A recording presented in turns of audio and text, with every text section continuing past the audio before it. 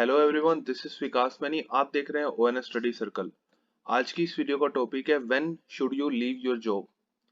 देखिए, हमारे कुछ पर्सनल एक्सपेंसेस होते हैं, उसके लिए हम जॉब करते हैं, जिससे हमारे जो पर्सनल जो भी हमारी रिक्वायरमेंट्स है, फाइनेंशियल रिक्वायरमेंट्स है, वो फुलफिल होती है। बट यही जॉब कब आपको नुकसान दे रही है, वो एक साइन होता है कि जब आपको डिसीजन लेना चाहिए कि अब मुझे दूसरी जॉब्स जो है वो देखनी चाहिए। तो ऐसे कौन से इंडिकेशंस होते हैं, इन इंडिकेशंस को हम पॉइंट्स के थ्रू इस वीडियो में कवर कर रहे हैं। सबसे पहला पॉइंट है unexpected adverse change, personal time pay off, current versus future possibility, health is wealth, change is hard. तो ये सारे पॉइंट्स इस वीडियो में हम डिस्कस करेंगे। So let's start the video. सबसे पहले बात करते हैं अनएक्सपेक्टेड एडवर्स चेंज। इसका मतलब क्या है? ये एक तरह का इंडिकेशन होता है कि टाइम फॉर चेंज, कि अब आपको चेंज करना चाहिए, दूसरी जॉब्स जो है वो देखनी चाहिए। सबसे पहला इसमें पॉइंट हम कह सकते हैं change in management. For example, आपका रिपोर्टिंग मैनेजर जो था, आपकी उसके साथ टर्म्स अच्छी थी, बट अब जो है मैनेजमेंट में चेंज आ गया है, एक नया रिपोर्टिंग मैनेजर आ गया है।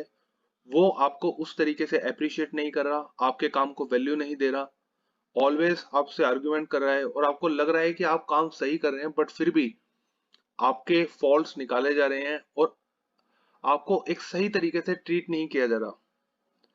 तो ये एक इंडिकेशन होता है कि अब आपकी वैल्यू नहीं है ऑर्गेनाइजेशन में, आपको फटाफट दूसरी जॉब्स जो है वो ढूंढनी चाहिए, कि आपको उतनी वैल्यू नहीं दी जा रही जितनी आप डिजर्व करते हैं। अनदर पॉइंट इसमें हो सकता है change in department. For example, आप अभी एक डिपार्टमेंट में काम कर रहे हैं, अब आपका डिपार्टमेंट जो है लेट से अकाउंटिंग से आपको डाटा एंट्री में शिफ्ट किया जा रहा है, और आपको लगता है कि अगर आप उस डिपार्टमेंट में शिफ्ट हो गए तो फ्यूचर में जो आपकी ग्रोथ एक्सपेक्टेंसी है, जितनी सैलरी आप एक्सपेक्ट कर रहे थे, वो आपको नहीं मिल पाएगी। दैट मीन्स फ्यूचर आपका जो है उसमें लॉस में जाएगा। तो उस केस में अगर डिपार्टमेंट चेंज हो रहा है और उसका आपको फायदा नहीं, फ्यूचर में आगे चल के नुकसान हो सकता है, तो वहां आपको चेंज करना चाहिए। अनदर पॉइंट हो सकता है change in commitment. For example, management ने आपको बोला कि आप बहुत अच्छे परफॉर्मर है, आप 1 या 2 साल तक अच्छा परफॉर्म करें, आपको जो पोस्ट है उसमें आपको इंक्रीमेंट होगा, या फिर आपकी जो सैलरी इंक्रीमेंट है उसमें आपको अच्छा हाइक देखने को मिलेगा। बट जब एक्चुअल इंक्रीमेंट की बारी आई, तो आपने देखा कि आपको तो जनरल इंक्रीमेंट मिला है, कुछ उसमें अनएक्सपेक्टेड ग्रोथ नहीं है। आपने काम तो एक्स्ट्रॉर्डिनरी करा, बट आपको जो ग्रोथ है वो ऑर्डिनरी मिली। या फिर जो भी मैनेजमेंट ने कमिटमेंट किए थे आपसे कि अगर आप ये कर दो तो आपको ये मिलेगा, बट एक्चुअल में ऐसा कुछ भी नहीं हुआ। फॉर एग्जाम्पल, मैनेजमेंट कह रही है कि अभी कंपनी के पास इतना बजट नहीं है। तो आप एक सोचिए, अगर कंपनी में 200 या 500 एम्प्लॉयज है, तो एक पर्टिकुलर एम्प्लॉय की सैलरी में 1-2% इंक्रीज करने का भी क्या कंपनी के पास पैसे नहीं है? ऐसा नहीं होता। इसका मतलब यह है कि उस परफॉर्मेंस को कंपनी इतना अप्रिशिएट नहीं कर रही। तो एक तरह का इंडिकेशन है कि अब आपको चेंज करना चाहिए। अगले पॉइंट इसमें हो सकता है पर्सनल टाइम पे ऑफ।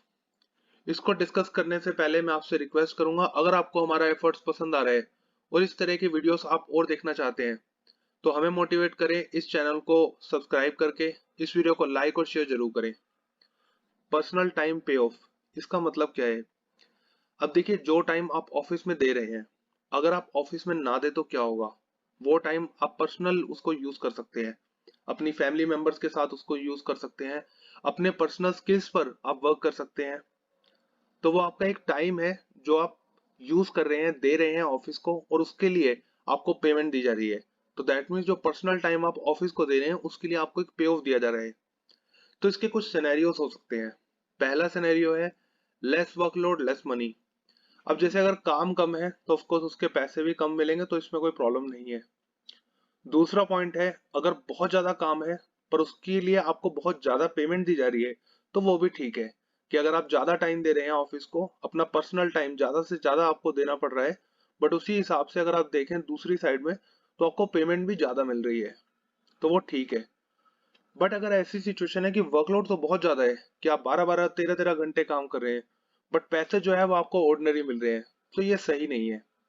इसका मतलब यह है कि आपके जो स्किल्स हैं, आपकी जो एनर्जी है, वो कहीं ना कहीं मिसयूज हो रही है।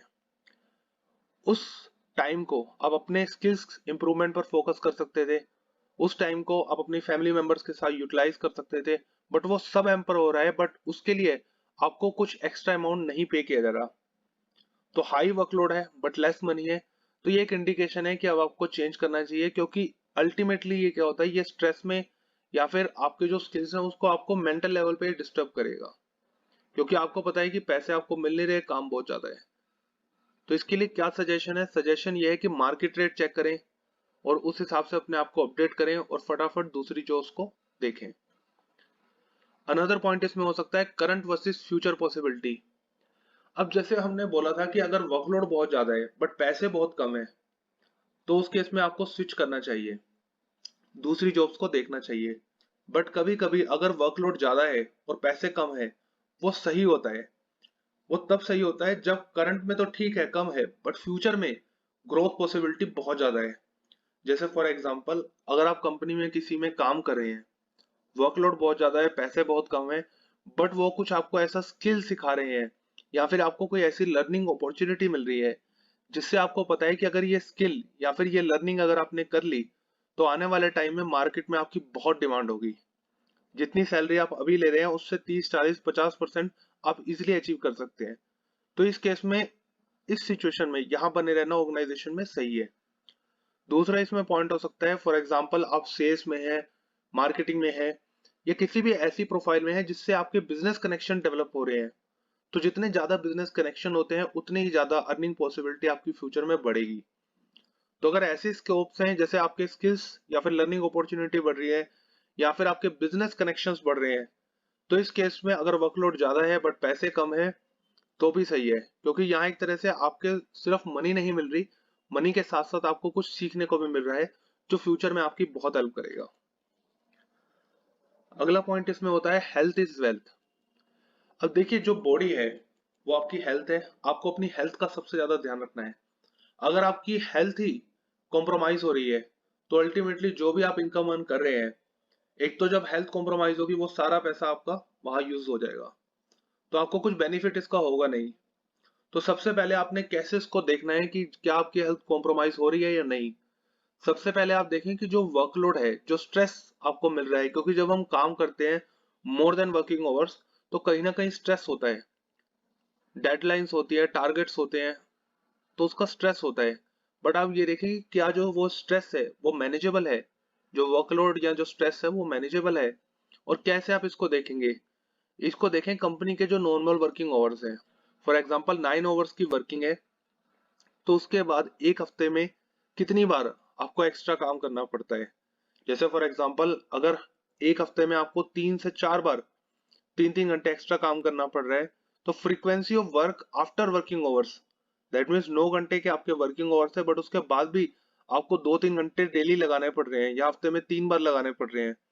तो इसका मतलब क्या है, इसका मतलब ये है कि यहाँ आपकी जो पर्सनल लाइफ है या फिर वो टाइम आपको देना पड़ रहा है जिस टाइम पे आप रिलैक्स कर सकते थे या फिर आप अपने स्किल्स को डेवलप कर सकते थे। तो अल्टीमेटली ये आपकी हेल्थ को भी कॉम्प्रोमाइज करेगा, क्योंकि आप ऑलरेडी इनफ वर्क कर चुके हैं, 9 घंटे आप काम कर रहे हैं, उसके बाद अलग से आपको 3 4 घंटे देने पड़ रहे हैं, तो ये आपकी हेल्थ के लिए भी सही नहीं है। तो ऐसा अगर आपकी ऑर्गेनाइजेशन में आपके साथ हो रहा है तो ये एक इंडिकेशन है कि अब आपको दूसरी जॉब्स जो है वो देखनी चाहिए। अनदर पॉइंट इसमें होता है चेंजेस हार्ट।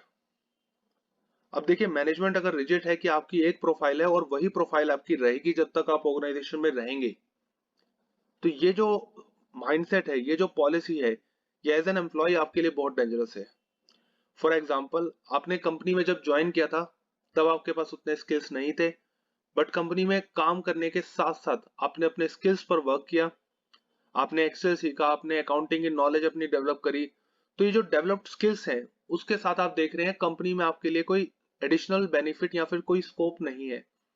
बट वहीं अगर आप मार्केट में देखें, वहां आपके लिए बहुत अच्छे स्कोप्स हैं।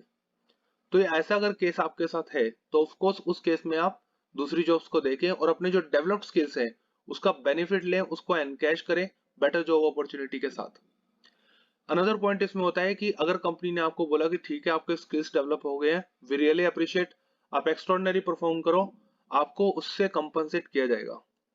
तो आपने पूरा 1 साल 2 साल आपने एक्स्ट्रॉर्डिनरी परफॉर्मेंस दी, बट जब इंक्रीमेंट देख रहे हैं वो आपका ऑर्डिनरी है, तो दैट मीन्स कंपनी ने एक तरह से आपको यूज किया, एक तरह से ट्रिक किया। इसे हम कह सकते हैं कि एक तरह से चीटिंग भी है कि आपको बोला गया कुछ और, आपने पूरा 1 साल काम किया उस ट्रस्ट पे, उस फेथ पे कि जो बोला गया है वो फुलफिल किया जाएगा, बट जब फुलफिलमेंट का टाइम आया तो मैनेजमेंट ने आपको एक रीजन दिया कि अभी पॉसिबल नहीं है, आप करो, आने वाले 2-3 साल में फिर कर दिया जाएगा। तो ये एक तरह का साइन है कि आपको समझ आना चाहिए कि आपके पास स्किल्स हैं, मार्केट में आपकी वैल्यू है, बट अगर कंपनी अप्रिशिएट नहीं कर रही तो ऑफ कोर्स आपको दूसरी जॉब जो है वो देखनी चाहिए।